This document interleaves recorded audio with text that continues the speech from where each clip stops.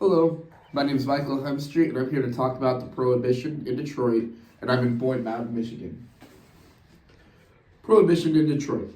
Learning from the past is a crucial part of every human being's life. If we do not learn from the past, we are destined to repeat it. The Prohibition that took place in the 1920s is a great example of how important it is to learn from the past. On the surface, a ban on alcohol may seem like a great idea, but it ended up having the opposite effect of what most people wanted. The Prohibition took place from 1920 through 1933 with the goal of creating a social reform and reducing crime. People in that day associated a lot of unwanted behavior and crime to be from alcohol consumption.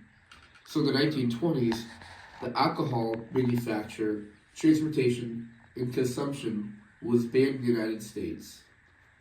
In this video, we will be taking a closer look at what role the city of Detroit played in the Prohibition and what factors led it to be the hub for alcohol and drug smuggling.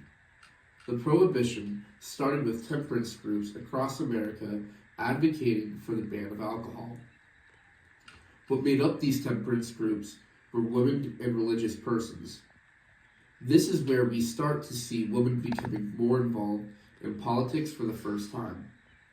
Most women were against alcohol because of the effect it had on the family unit if the husband decided to take up drinking.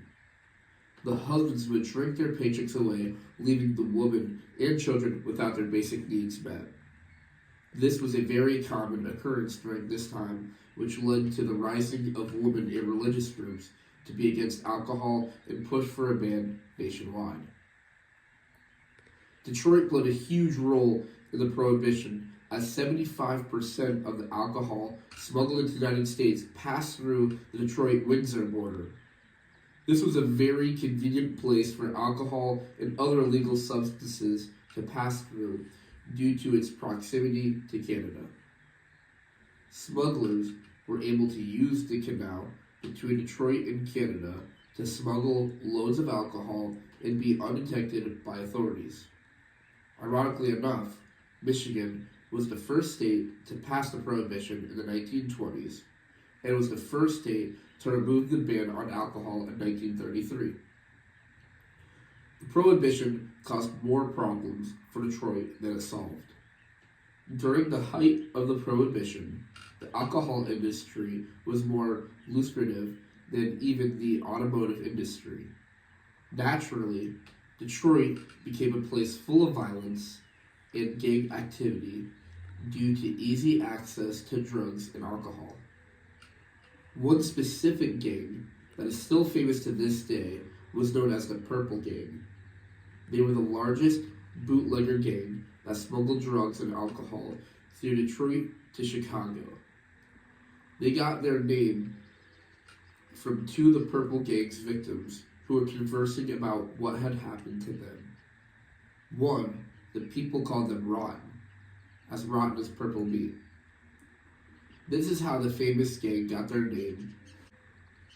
When the Prohibition ended in 1933, the gang became part of other large gangs in the area and moved away from bootlegging into other illegal substances. Despite alcohol being banned, speakeasies and underground bars became quite popular, especially in Detroit, because of their massive supply of alcohol. This ties into there being a lot of corruption in law enforcement during this time, because it was easy to buy off law enforcement officers and politicians because of the widespread acceptance of the rebellion of citizens across America. Alcohol was illegal, but it was still very accessible to the general public. The Prohibition period in Detroit was a catapult that gave Detroit its reputation for being a rebellious and crime-ridden city.